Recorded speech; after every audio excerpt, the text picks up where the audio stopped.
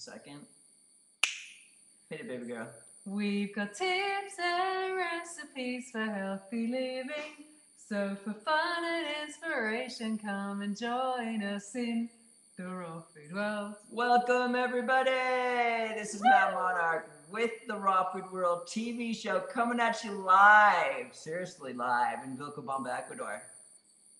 Lots of brand new things have been happening on this end. I mean, that conference just ended. My hair's undreaded. Woo! And we just knocked out a wall behind us in our kitchen. We're expanding for very inexpensive out here. Unbelievable. Yeah, we have this very attractive plastic and cardboard box ghetto wall situation going on today. I don't know if you can see the beauty of that. You know when you're in a kitchen and there's like two people and there's just a little bit of counter space and it drives you absolutely nuts? Well, that's what was happening, so I blew the wall out. He doesn't do things by halves.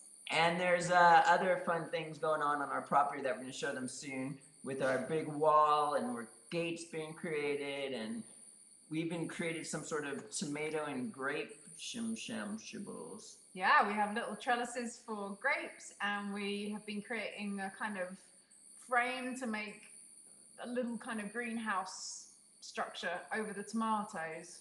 I know what I wanted to tell everybody. What did you want to tell everybody? We made another raw dinner for some friends the other night, and we did the raw taco thing again because it was such a hit the first time.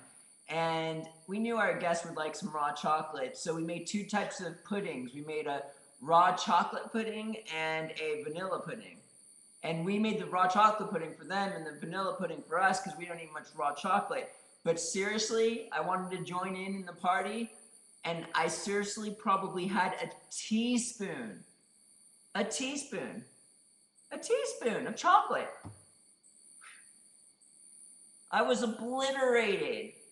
And now I'm coming down right now. I've been emotional all day. But you should have saw me the next morning after I did that raw chocolate. My exercise routine was off the hook. I flew up mountains. I did like a back bend for like 10 hours straight. And then I crashed later in the afternoon. I couldn't wake up again. But it was crazy. It was a nice experience. It was just a teaspoon. So this is the main reason why we don't really eat chocolate. We're so sensitive to it that we get like super buzzed when we have it, and then we crash like crazy afterwards. I mean, it was such a small amount. The crash isn't as bad as if I did a lot, but I can sense the benefits of raw chocolate. I mean, if I want to exercise some hardcore action and sleep, all right. And not sleep and then sleep. I've got another issue too that I wanted to share. Oh dear, he's having a traumatic time. This one's not gonna like it though. Why? Because when she was at her song circle, women's gathering, I started watching this 24 that's on streaming online. Oh no. I seriously made it to like 3/4 of the way done, and the internet stopped. And since the internet stopped, that means it just reset, and it took forever to load, and it wasn't finished loading, and it sucked. I think maybe the universe was trying to tell you something. I shouldn't be watching that nonsense, and I should be doing more eye gazing. Yeah, people were asking about eye gazing. If you can explain more about eye gazing in the chat room. Would you like to explain? Okay, guys. Let's talk about some eye gazing here. I gotta get ready for this. Okay. Everybody knows my story usually. When I went 100% raw, the spiritual energy downpour that happens to me now than it did before, it was like nil before. This is just ridiculous what has happened.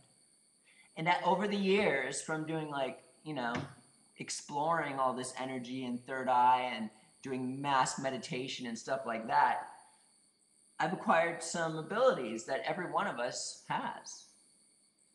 For example, if you've ever been staring at the sky, it's just pure sky, just completely blue, and you see like those little things swarming around. It looks like a TV screen that's like, that has snow all over it. Mm-hmm. Well, that you're just zoned out in meditation in a sense, and you're seeing energy most likely. So what everyone has the ability to do is in meditation, a person can literally see energy. They can see energy.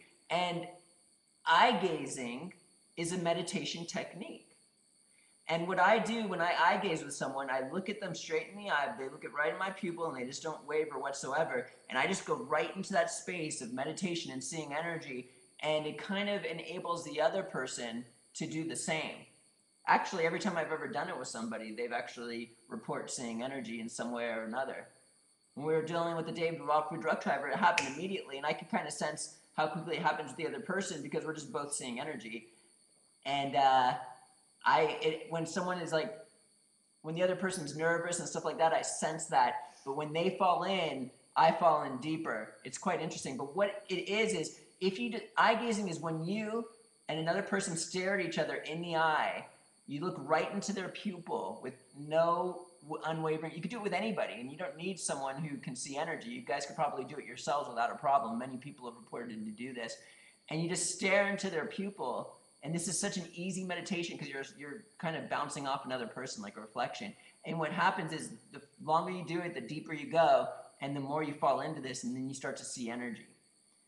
Now, my technique to help others fall into this is as follows. Notepads at the ready. Now, when I look at them in the eye, my attention is completely right on their pupil. We should even just do it right now. We can start seeing energy, but that'd be a trip. Wow. And then what I do is,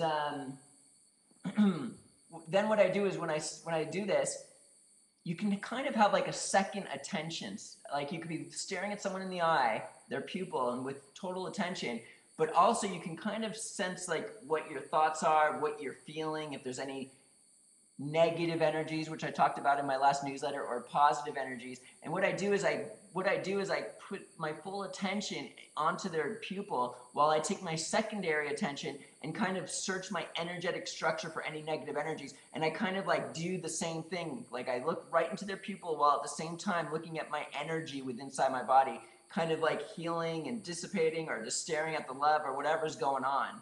I like to sometimes like put my second attention either on my solar plexus or my heart, while at the same time the person's pupil right in front of me.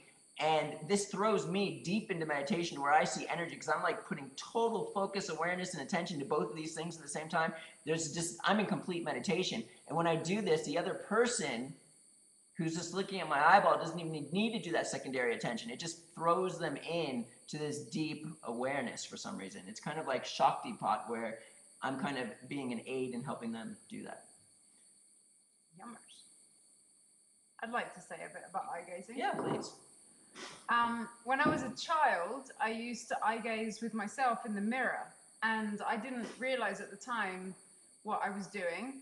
I just knew that I was willing to look in the mirror into my own pupils for a certain amount of time, and then it would get to a point where things were shifting so much, the energy was shifting, there was shape shifting happening, that I would get freaked out and I would stop doing it. And I mean, I have memories of doing that when I was literally like 6 or 7 years old or something.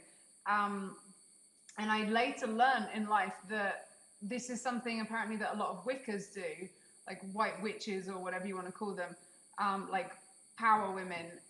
They will look in the mirror to refire their own energy system if they feel like perhaps the situation that they're in is not completely supportive of how they would like to be experiencing things, or whatever, to charge their energy up more. Apparently this is something that Wiccas often do, is looking mirrors. So I found that really interesting, that as a child that's what I was just doing to somehow fire up my own energy field.